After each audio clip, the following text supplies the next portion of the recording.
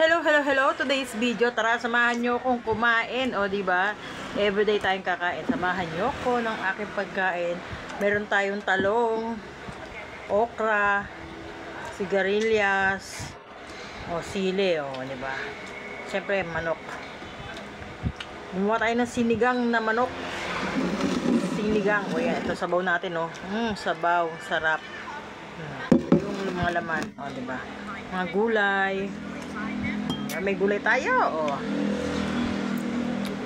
Kahit may manok, basta may gulay.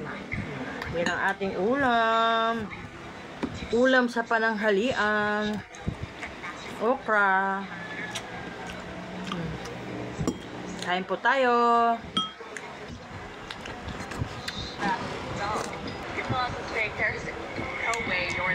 Sarap ng sabaw. Sarap. Ayan, ang sarap talaga ng aming pagkain. Siyempre kasama mo ang iyong mahal sa buhay habang kumakain. Mas masarap, o diba? Mas masarap may kasabay kaysa wala. O, talagang pil na pil ni Inday at talaga ang pagkain kasi siyempre ilang araw na lang yan. So, enjoy mo na lang ang pagkain kasama ang iyong asawa. Talagang lutuin mo ang mga gusto niyang kainin, ulamin kasi doon hindi niya basa-basa maluluto at makakain ng mga gusto niyang kainin. Pero may mga masasarap naman doon, mga biryani, mga kasawa niyang hummus, may kubus, may mga lutong chicken, syempre mga halal yung kapsa. Mas marami siyang makakain doon. Pero yung mga ganyang ano natin dito, talagang hindi niya basta-basta maluluto ron, kailangan talagang bumili siya ron, o diba? Pero kung gusto niya lutong ulam, meron siya mga lutong ulam naman doon, diba? Pero syempre, iba pa rin niyang pagkain Pilipino. Kahit sabi mong mura ang manok dyan.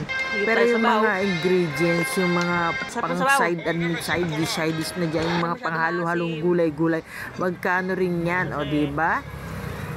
Doon naman talagang makakain mo mga gusto mong kainin. Pero yung mga talagang Filipino food, talagang magluluto ka lang. At medyo mahal na rin ang bilihin, lalo ng mga gulay. Pero yung mga bibili mo mga pagkain ng mga Muslim, mura na rin doon. Saka masarap talaga. Yun ang gusto-gusto ng asawa ko, yung mga pagkain na yung masasarap. Saka hindi talaga siyang masarap talaga pag nakakamay tayo, no? Talagang pil na pil mo yung pagkain. Saka doon makakakain ka ng, makakainom ko pala ng fresh milk, o diba, ng mga laban, yogurt, ayun, makakain mo yun. Talagang masarap doon. Talagang enjoy mo lang ang pagkain mo doon. Talagang fresh milk, talagang naku, antosawa ka sa fresh milk. Gusto mo araw-arawin ng fresh milk, iinom mo, gawin mo ng tubig.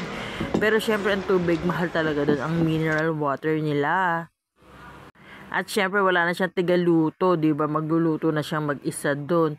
At paano gagawin niya sa pagkain? Kaya talaga magluluto siya ng madaling araw para mayroon siyang baunin sa kanyang trabaho. At syempre pag uwi meron siyang kakainin, o di ba?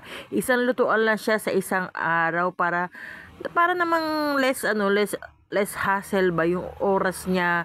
Pwede pa siya makapagpahinga after ng work niya. Hindi katulad ng iba, talagang after work magluluto. Ayun, kailangan talaga breakfast pa lang marami ka nang niluto para kinahaponan pala meron ka nang kakainin. O diba, nagkadabulol na naman si Inday dahil sarap na sarap sa pagkain. Ako na-enjoy ni Inday ang kanyang pagkain.